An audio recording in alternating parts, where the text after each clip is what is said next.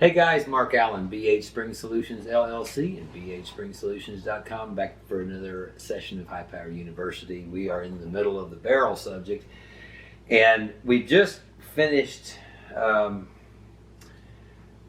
partially, I guess, debunking a theory that this ultra tight fit of the barrel to the slide, as far as the barrel lugs and the recesses in the slide is highly preferable. The other factor of accuracy, and this is the one that brings me back to the last place in the high power, usually, to look for improvement in accuracy. The last place that you'll be looking is the barrel. And you can have an illusion with other either worn parts or springs that are past their useful life. You can have the illusion that this made my high power more accurate.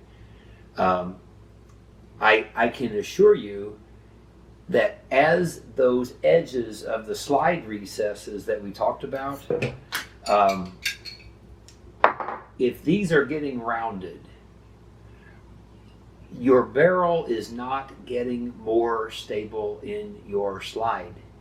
It is our belief that you need the integrity of these slide recesses for maximum accuracy. So again, it brings me back to this subject, and not to belabor this, but this is one that is difficult because it addresses something that is a long-held belief, and long-held false beliefs die hard.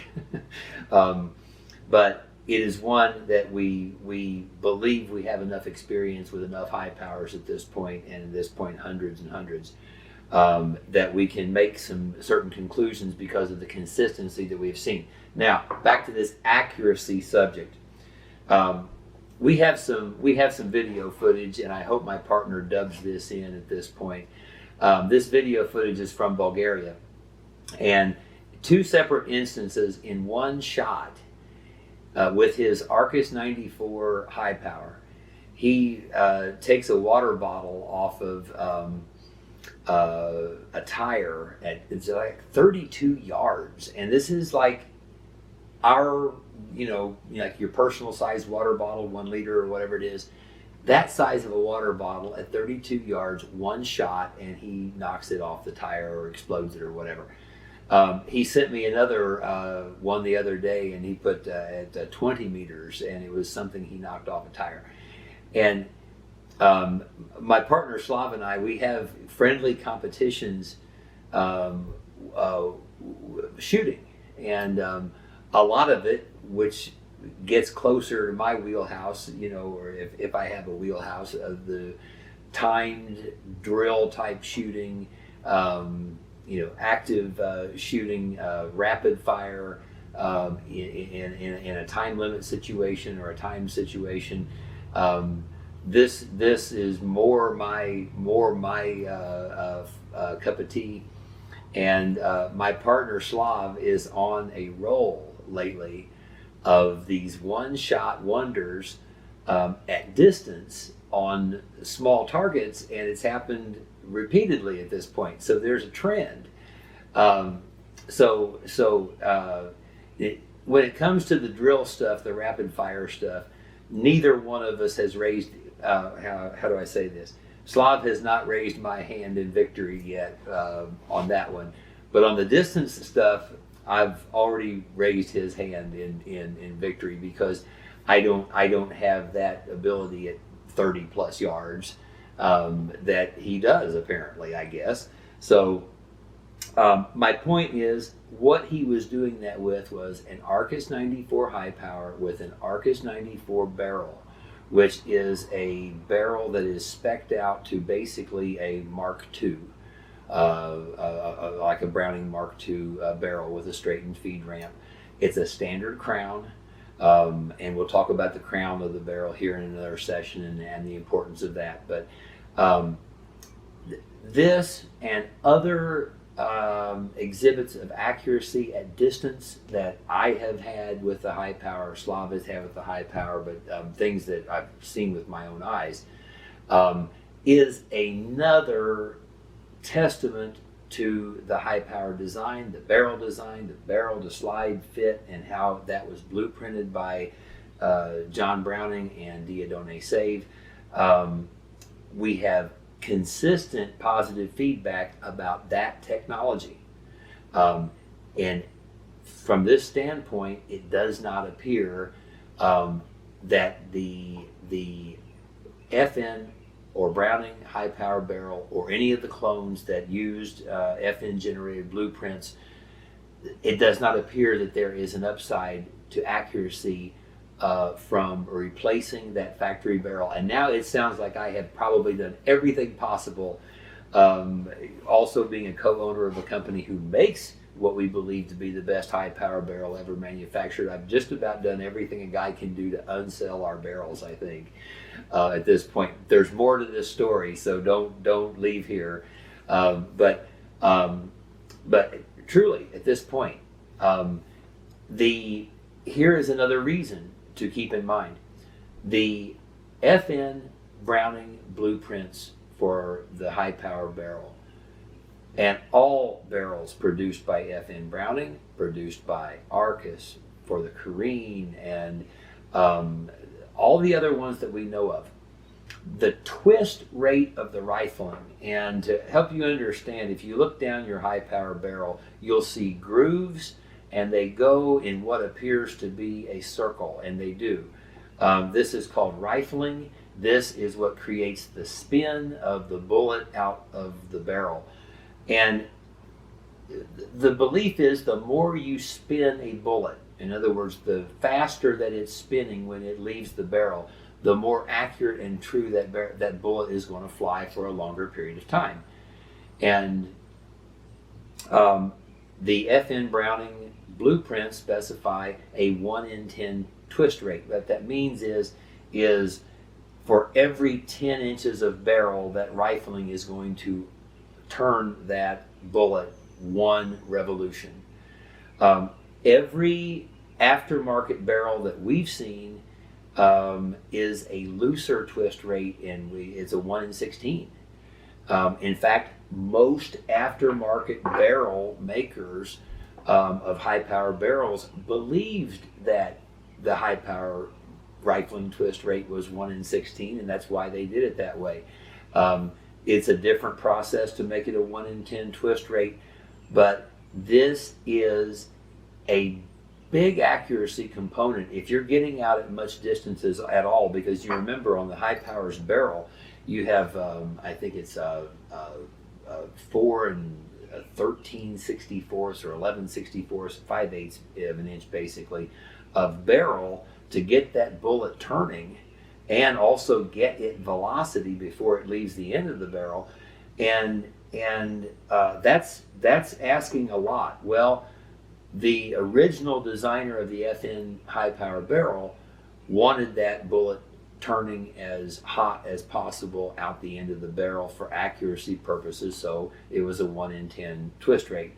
BHSpringSolutions Advanced Barrel for high power maintains the 1 in 10 twist rate. That's the other big key accuracy component. It's the reason why, if you're shooting at any appreciable distance at all, you may see an accuracy difference from a stock high power as compared to some other 9mm handgun that has a factory barrel that's a 1 in 16 twist rate. This does make the high power different. It enables the high power to have an accuracy factor that is very befitting of a John Browning designed firearm. And again, I'm going really just dead back to John Browning and Diodone Save on this whole subject of the barrel with respect to the dimensions of the barrel lugs, with respect to the rifling twist rate, with respect to the style of the rifling prescribed. These things are just proven. We've proven that, my partner especially, with his distance shooting, with a factory high power barrel.